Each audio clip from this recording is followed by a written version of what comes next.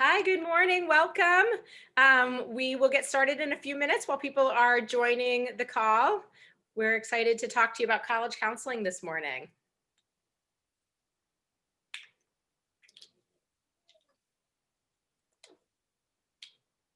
Good morning. Thanks for joining us. We are going to get started just in a couple minutes. We're waiting for a few more people to sign on.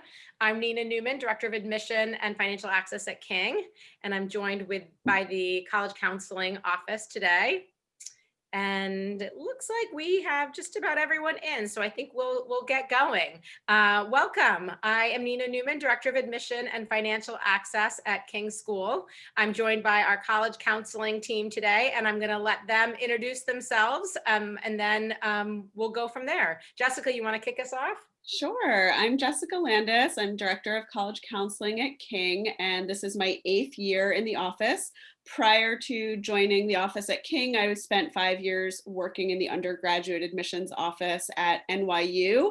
And that was a really great experience. And somewhere along the way, I just kind of realized that I really wanted the opportunity to work more closely with students and really help them find the school that was the right fit for them, that kind of college fit piece, because sometimes it was NYU, but that wasn't always the case. And so as I had the opportunity to learn more about King and working in the office, it just seemed like a really great fit. And I've been here ever since. I'm joined today by two of my colleagues. They'll introduce themselves in just a moment. And then we also have two other members of our team. One is our registrar and AP coordinator. And then we also have another counselor who specializes particularly in the athletic recruitment process. And she also works within our athletic program as our field hockey coach, among other responsibilities in that area. I'll turn it over to Julia if you want to introduce yourself. Sure. Hi, everyone. My name is Julia Niclario. I'm the newest member of the college counseling team. I came to King this past July. Most recently, I was a senior associate director of admissions at Trinity College in Hartford. That's my alma mater for both my undergraduate and my graduate. Also spent some time at Sacred Heart University before that. Like Jessica, I had a really strong desire to work more closely with students. The funny thing about admissions is the higher up you go, the less you actually get to interact with young people. And I really felt that longing and that desire to be in that more nurturing environment, I guess I'd say. And I had some great opportunities while I was at Trinity to be exposed to some college counseling opportunities, most specifically a college access program for Native American and Indigenous students called College Horizons that really solidified in my mind that this was the right choice for me. And I chose to come to King, and I'm so excited to be here because of the type of community that it is. It's from the first day I walked on campus, I was so surprised by how engaged and committed the faculty and the staff were. I visited hundreds of high schools in my career, and this was really the most impressive environment that I had ever been in regards to students and collaboration with faculty and staff. So I was so excited to join the community, and I'm excited to be here today. And so I'll turn it over to David. Hi, everyone. My name is David Volane, and I am in my 5th year with the College Counseling Office at King School. Prior to joining the team at King, I worked for 7 years in undergraduate admissions at the University of Vermont, where I also received my bachelor's and master's degree. While I was working in admissions at UVM, I oversaw our domestic recruitment planning and recruited in California, China, and right here in Westchester and Fairfield County.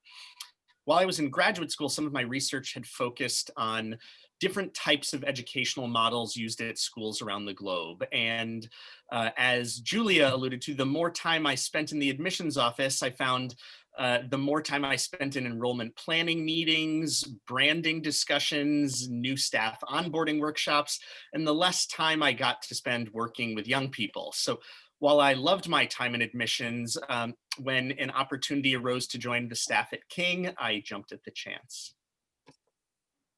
Thank you so much. I am guessing that for most of the visitors on our call today, this is not your first introduction to King. I'm hoping certainly that you were able to come to the open house or one of the earlier coffees that gave more of an overview of the school. If you have not had a chance to do that, we do have another one coming up. So I hope you will join that. But I do just want to sort of put the college counseling process into the context of our educational philosophy. We are a relational school. We believe that the relationships students have with each other and with the faculty members in the building are pivotal to their developing academic excellence, self-confidence, being lifelong learners, and really just we talk about carving their unique path. There's not a one-size-fits-all model here at King. We don't have two ways of being successful. You're either this kind of kid or you're that kind of kid. We meet kids where they are and support them and cheer them on as they become the best versions of themselves. And I'm not surprised to hear all three of these college counselors talk about one of the major reasons they came to King is to spend more time with kids, because I think it would be very hard to be happy at King if you didn't also value relationships. Our college counseling office has been working remotely this year because ironically, in this time of COVID, it's easier to have a really intimate, important conversation with a student on Zoom where you don't have the mask and you don't have to be 6 feet apart. And so that's why they have their branded backgrounds behind them, is because they're all working from home in an effort to really make sure that they can maintain those relationships with our students. We will open it up to questions. There's a Q&A feature down at the bottom of your screen if you haven't used the webinar style before. And if you enter a question in there, I will direct it to a college counselor to answer. But I think to sort of kick it off, if we could just give an overview of our 4-year college counseling program, what that looks like. It is different from how other schools do it.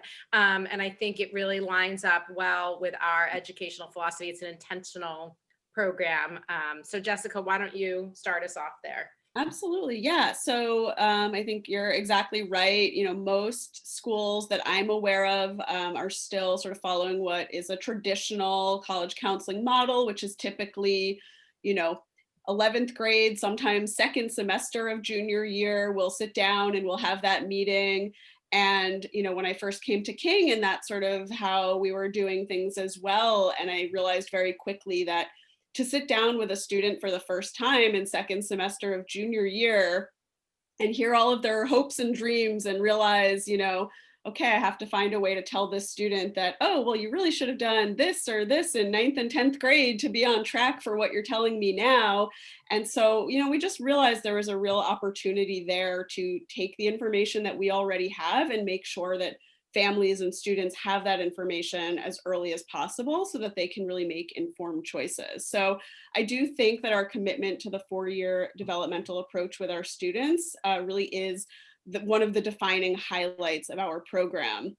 In terms of what that kind of looks like on the ground, I think the easiest way to sort of explain it is talk about what we've been doing in our office just within the past couple of weeks. So yesterday, we all did a presentation for our grade 9 students, and it was really focused on the importance of doing high school well, with a particular emphasis on the extracurricular piece. I think that's an area that a lot of 9th graders often have questions about, what am I supposed to be doing? How do I get involved?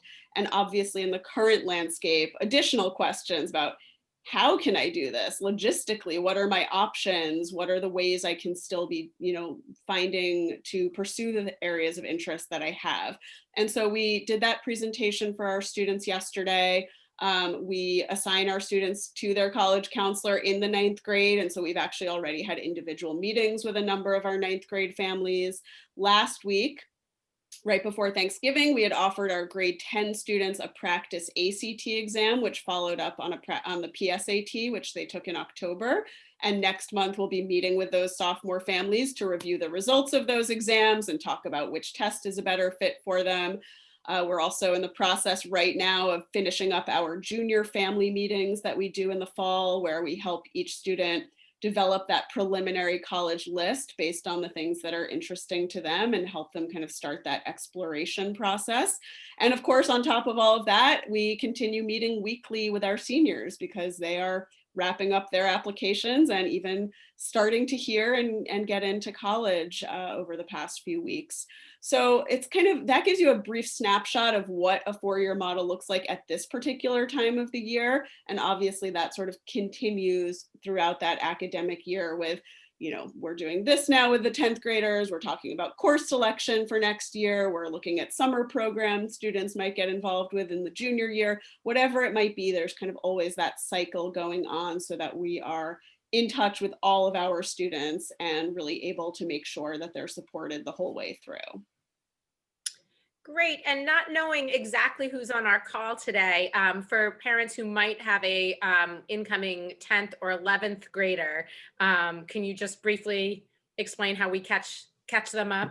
Yeah, absolutely. So students, of course, will be assigned to a college counselor as soon as they start King. So whether that's, in the 9th grade at some point or at the beginning of 10th grade, beginning of 11th grade. And we've certainly all in our office worked with students who have entered at different points. And we really do have the luxury at King because our caseloads are so small that we really have the opportunity to get to know students really well. And Julia, actually, I know you've worked with a couple of our incoming 11th graders this year. Maybe you could speak a little bit to just kind of how that has looked and how you've been able to quickly onboard them to our program.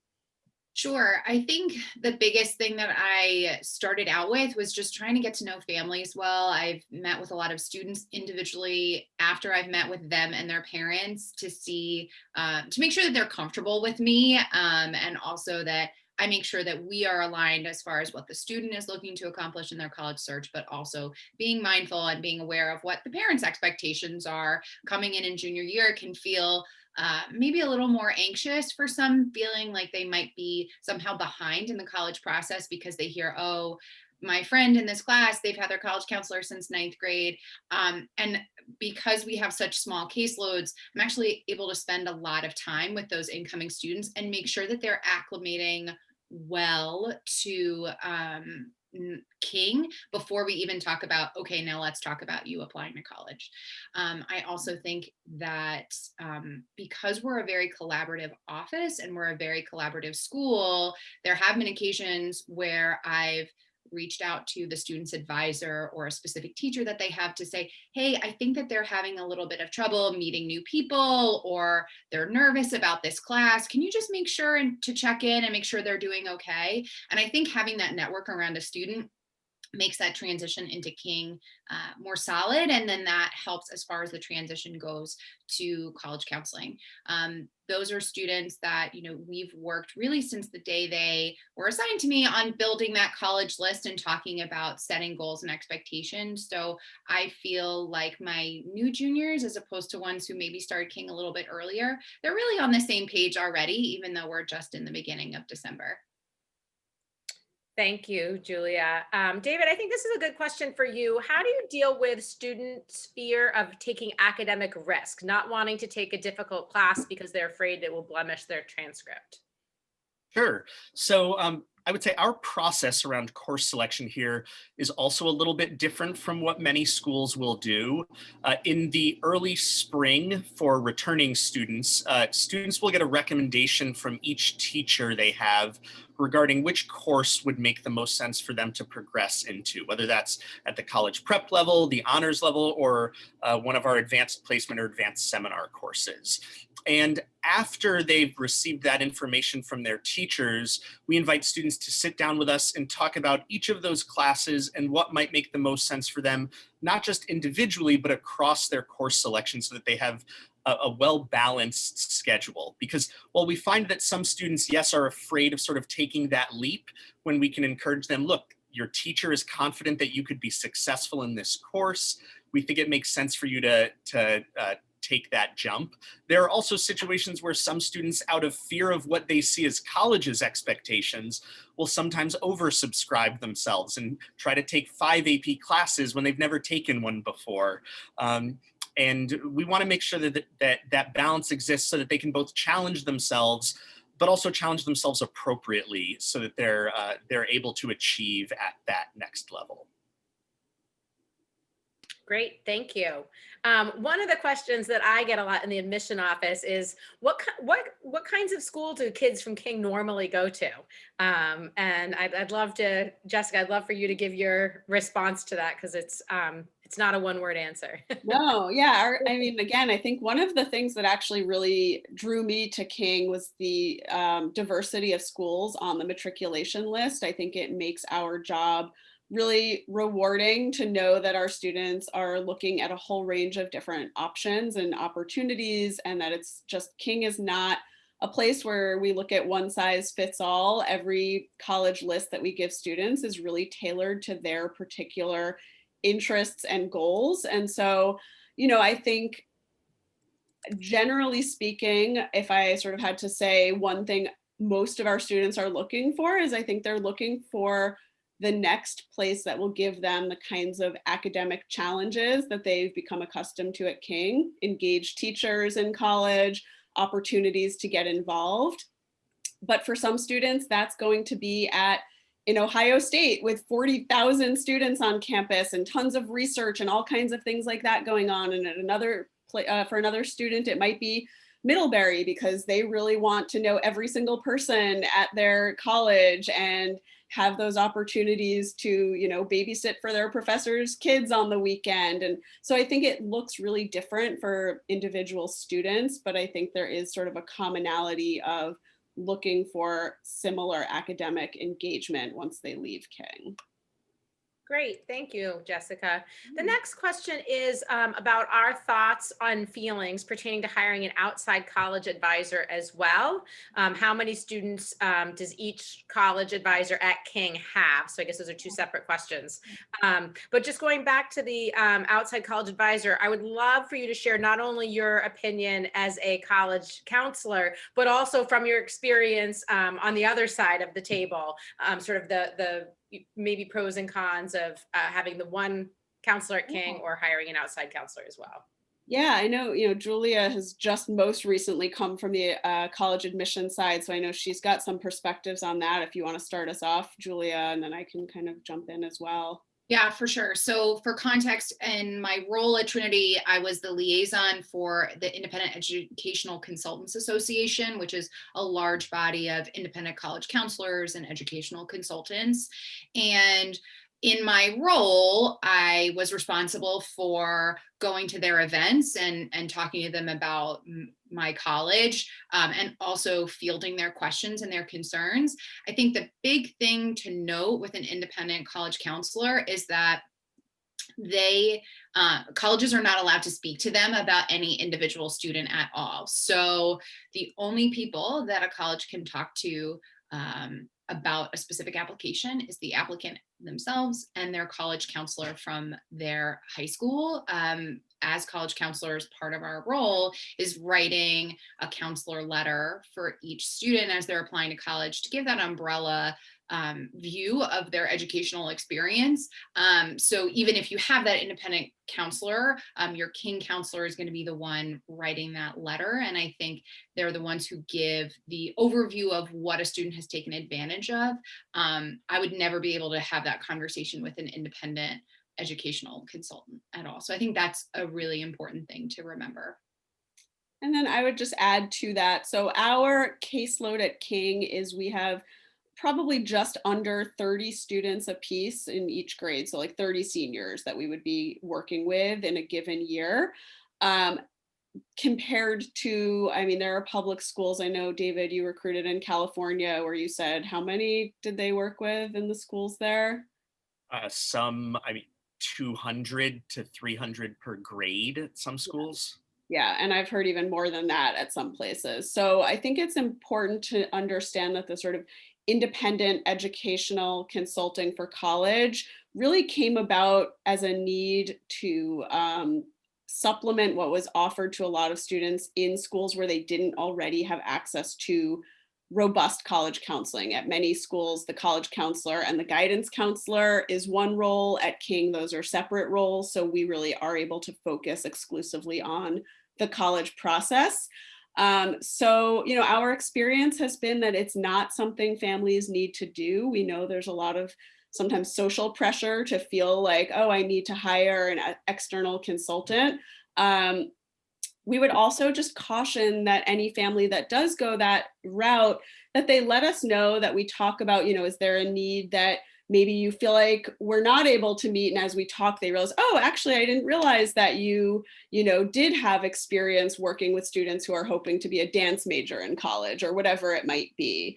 And sometimes, again, all three of us have worked for years on the college admission side, and we often find that there are some really wonderfully well qualified independent consultants, and there are also many who sort of say, oh, I helped my child go through the college process, and so now I'm really ready to help other people's children, but they don't necessarily have that same kind of professional background. And so sometimes that can lead to a lot of sort of confusion for students who are then trying to listen to two different people advising them. And so, depending on the situation, we would often just ask that families communicate with us so we can really keep the focus where it needs to be on serving the student.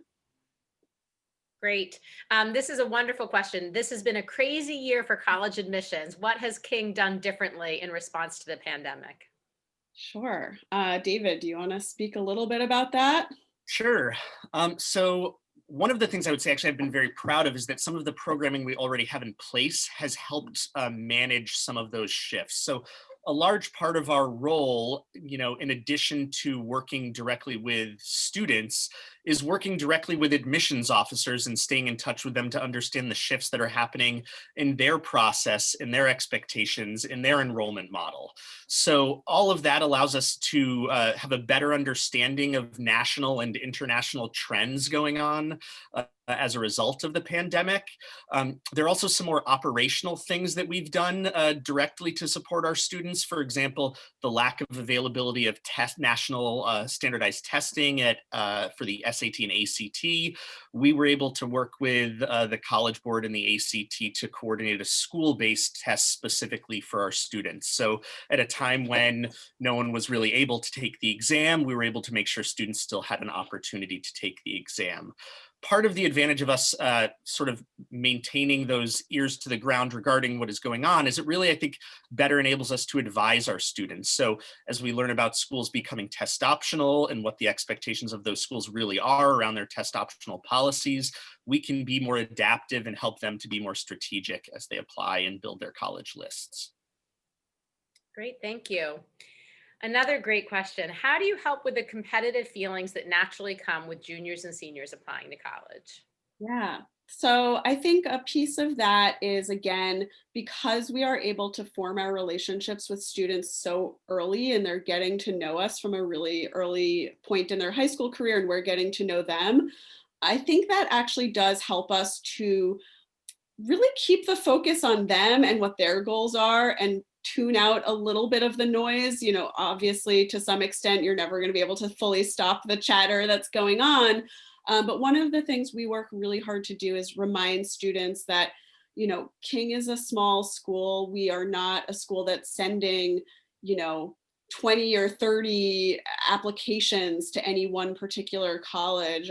David, I know you spoke just the other day with a representative from a college. If you want to share a little bit about what she mentioned of please remind your students, I'll let you.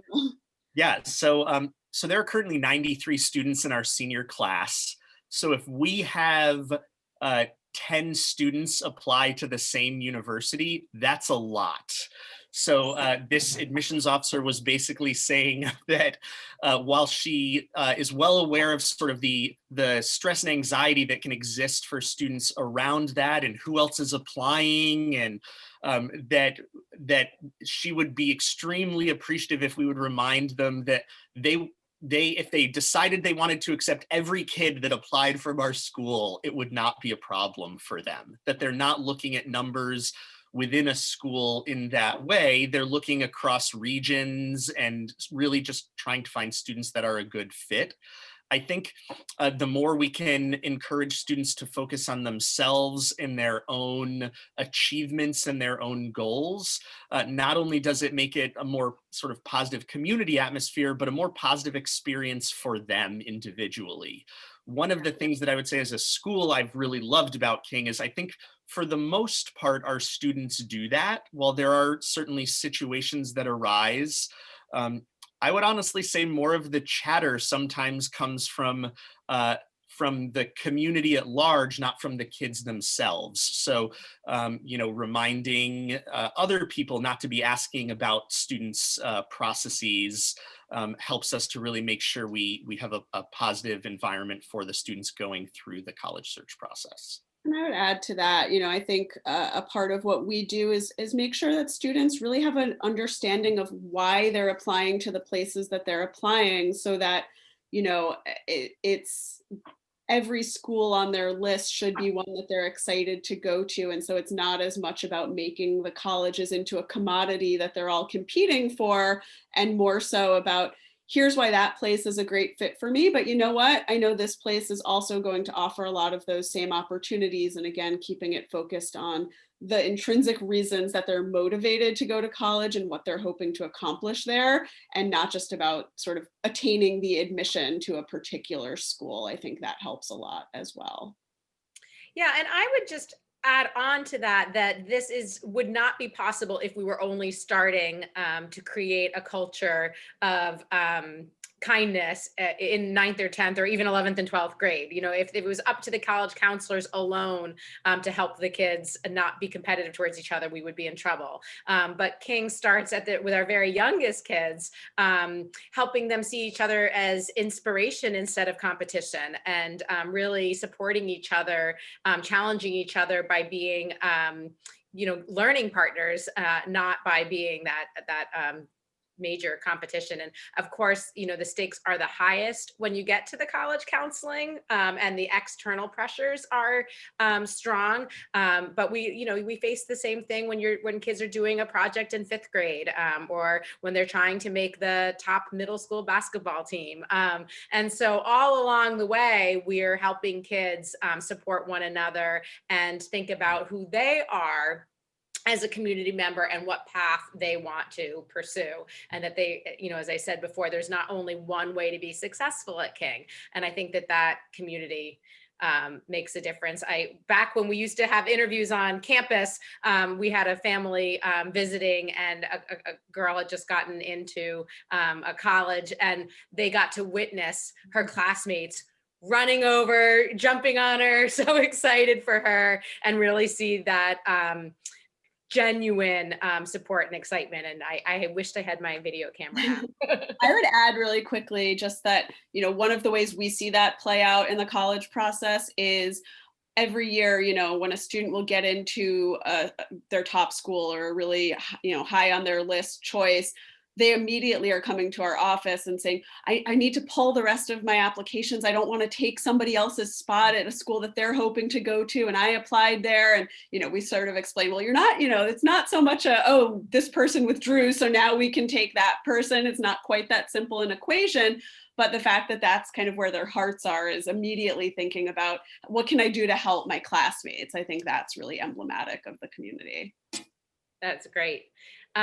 This is a question about our process for how each college counselor gets assigned to the specific students. Sure. So basically what we do is we have families fill out a questionnaire for us, and we ask a variety of questions about the student's interests, goals, things like that.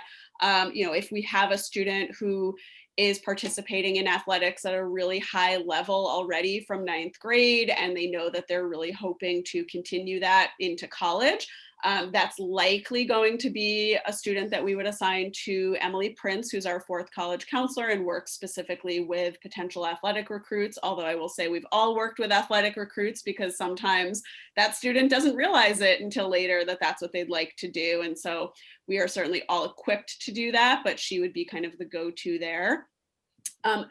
If we have a student who has had an older sibling come through King, and we already know the family, we've worked well together, that's often a reason that they might be assigned to kind of stay with the same counselor that they've had in the past.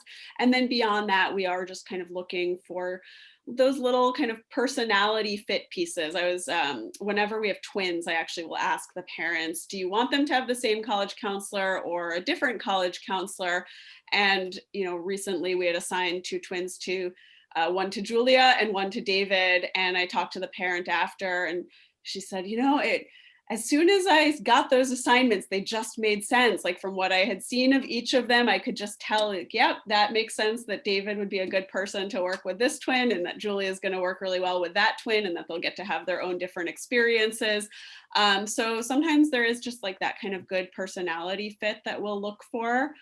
So those are some of the ways that we do it, kind of to support students from a sort of place of what makes sense for them personally. We live in an area with a lot of great schools, a lot of great public schools. And so sometimes the questions that come through the admission office is sort of, why would we invest in King in terms of college placement? I had a parent specifically said, I went to public school and went to Duke. My wife went to public school and went to Duke.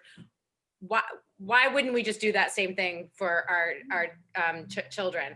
And I would love for you to, maybe each of you even, to sort of weigh in on, it doesn't have to be a comprehensive answer, but some of the reasons why we feel that King would be a great place.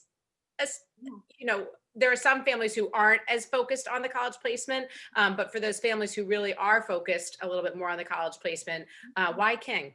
Yeah, I mean, I would certainly never say to any family that, the only way for your child to get into Stanford or Duke or whatever it might be, the only option you have is, you have to send them to an independent school like King. That's certainly not the case.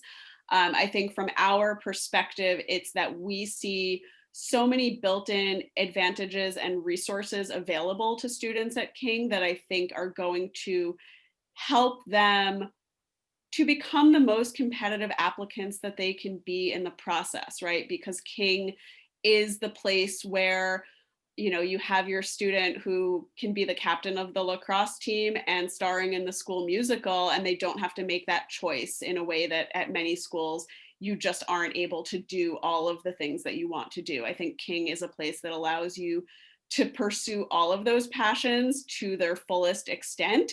And, those are the things that, while students hopefully aren't doing that just to get into a certain college, those are the types of things that ultimately are going to help them to stand out in that college process. So I think part of it is just the tremendous access to resources and ability to really take advantage of that, to be known on campus as an individual. David, I know you've talked in the past a little bit about, just from your perspective, reading applications from this area, if you want to chime in on that a little bit. Sure. Yeah, I would say both reading in this area and also having gone to public school in this area. I mean, while I'm a proud graduate of a public school system, I think there are a lot of things that, for me, coming to an independent school now, I recognize that did not exist in my experience. One, sort of harkening back to that question also about whether or not families need an independent educational consultant. In my school, I would not have received the level of guidance that I believe our students receive. And in that environment, that's why I believe they don't need one, because they're getting it plus more from our college counseling office. Academically, I think the smaller classroom environment is really empowering for a lot of kids who might not have felt comfortable speaking up in the same way in a classroom of 35. But in a class of 12, it really makes them feel able to shine, especially with other students that they have closer relationships with, faculty members that they have closer relationships with. It really just feels like a caring community where they can take that next step and take some calculated risks a little more. And socially, I think one of the big things I've noticed is that it really is a place where people are nice to each other, where, the sort of clickiness that I think sometimes in, primetime sitcoms is associated with the high school experience, I really don't see amongst the hallways of our school. And it feels like an inclusive and accepting place. Yeah. Go ahead, Julia. Oh, yeah. And I was just going to add, I think coming from reading applications from a lot of public schools, but then also independent schools like King and others, but specifically reading King applications too, is that students who are in these small environments, who are able to ask questions and be really known, I think colleges feel more confident in bringing those types of students to their campuses because they have those soft skills that so many colleges are looking for. So the ability to write well, the ability to think critically, to ask questions, to seek out answers, and have that innate curiosity. And so that is always, it's usually appealing to colleges that students have those skills that a lot of us don't have the opportunity to build in our high school environments. I think in a larger school also, to your point, Julia, because of the fact that it's sort of a closer knit community, faculty members and college counselors have a better ability to advocate for students by signaling to colleges about those qualifications. So the evaluative letters that they're writing when students apply to colleges can include things like anecdotes about their experiences with them, both academically and on a more personal level, that generally at a larger high school, the counselor would just be filling out a matrix grid to check boxes of, yes, this student, has communication skills. Yes, they completed math. I think it's a much more narrative experience. And just to follow up on that, there is a lot in the media, there has been, about sort of the grind, right? That kids, especially in Fairfield County and Westchester counties, are feeling tremendous stress and pressure to get into the best college. And we hear about the burnout once they actually get to college, that that colleges are concerned about sort of the resilience that kids might have. And I know that in the admission office, and certainly the division heads talk a lot to prospective families about how that is specifically something that we work on with our students, so that they're not just getting into a great college, but they're really ready to be successful there. And I guess, Julia, since you just have come from the college side, is that an accurate portrayal that, that is a concern that colleges have, that kids may have worked so hard to get there that they actually are having trouble to be successful once they arrive? Yeah, absolutely. We would have conversations in admissions committee about whether a student had the ability to thrive on our campus. And that might mean different things for different students and different experiences. But those letters from college counselors that were super specific about, yes, this student took 5 APs for the last 2 years, but they're just that kid that loves it. That was really helpful context for us in comparison with a student who we might see that they bit off way too much, and we just had to fill in some blanks for ourselves as far as why these types of things were happening. So it's definitely a concern on the college side. And I think an environment like the one King has allows students to have those long-term conversations about how to avoid it and how to manage their stress, their academic workload, all of that, so that they are prepared for college. Yeah.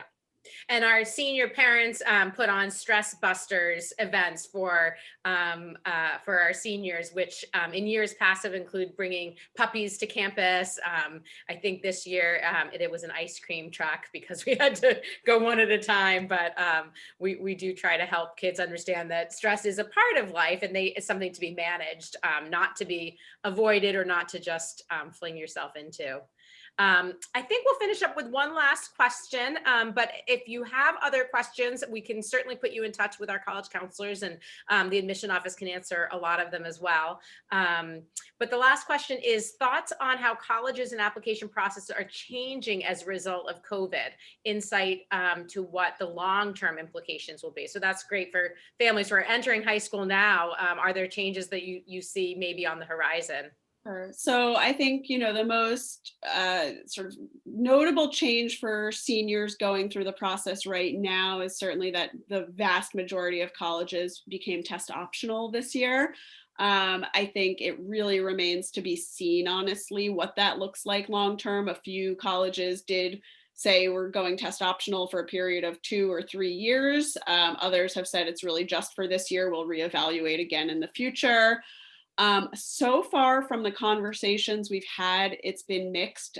Some schools have said, yeah, most students still submitted scores. Some places said, well, we were about half and half with students submitting scores or not. I don't think we're going to know sort of the long-term implications of the testing piece until the colleges get their data from this year to see who did we enroll? How did they do here? Did the test scores or lack of them really have any impact or not? So I think that's sort of an open question. I think in terms of chances of admission, that's an open question right now because colleges are certainly trying to fill budget gaps that came about as a result of COVID. And so I think we're going to have to see sort of what their applicant pools looked like and whether that means they're more generous in admissions this year. I think we're still sort of gathering that information as well.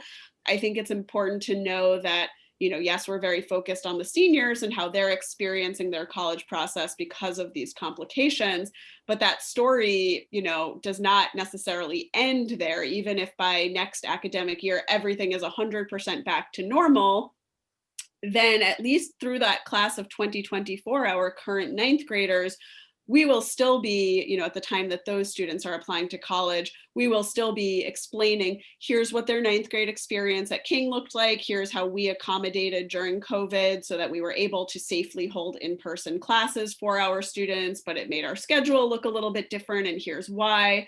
And again, we're really fortunate that our school, we know our college representatives so well that we're able to continue having those contextual conversations as long as we need to have it, which I'm hoping is no longer than, through the class of 2024, and hopefully that will be it, but we'll be doing it until we need to. Any other thoughts on that, Julia or David? Well, certainly colleges have upped their virtual game, and that will be interesting to see if that shifts our students' different schools that they'll look at, when you can really get a sense of a school through the website so much more than you could a couple of years ago, even probably last year. That'll be interesting to sort of watch as well. Yeah. And I think with that, there's a lot of focus in the media and in our communities on the hyper selectives. We got a lot of questions this fall from families when Harvard said that, 20% of their class deferred. So is my kid at a disadvantage because so many people deferred? And Harvard is not everyone's reality. And by that, I mean, not every college's reality is that they're not that selective, but also that they didn't really see that deferral number that they were anticipating they might see. So I think it's always important to remember that colleges need students to enroll, to keep their lights on, and to be able to run the academic and social programs that they want.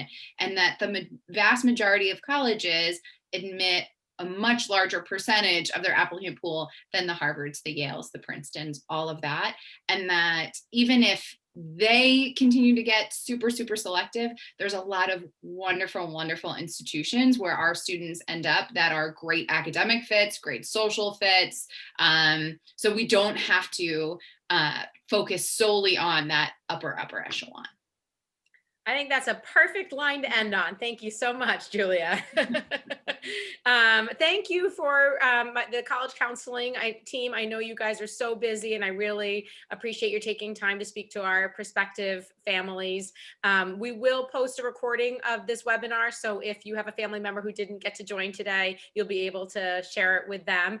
And if you have any follow-up questions, I hope you will give the admission office a call, and we'll either answer it or put you in touch with the right person to answer those questions. We do have some upcoming, actually, I'm going to let the college counseling team jump off, and I'll go through the rest of the application steps for the people who are on the call. Thank you, college counselors. Thanks so much. Thanks, everyone. Bye. We do have some upcoming events, just like this one. We have the all school overview next week on December 8th. And then we have some division specific coffees coming up in December and January. In January, we also are going to be hosting some theme specific coffees, some STEM and humanities and social sciences, arts, global studies. So please keep coming back to our website and read our newsletters to see what would be the next coffee that you'd be interested in participating in. Our application deadline is December 14th. We are hoping to get as much of the information from you by then as possible. We do understand that that's going to be challenging for some families, especially right now with all of the different complications, just give us a call. If you're having trouble getting something in by December 14th, call the office. We'll make a note in your file. We'll help you through it. We actually look at those conversations as an opportunity to get your family, to get to know your family better. So please don't hesitate. We'd love to chat with you about the process. Thank you so much for joining us. Have a great day.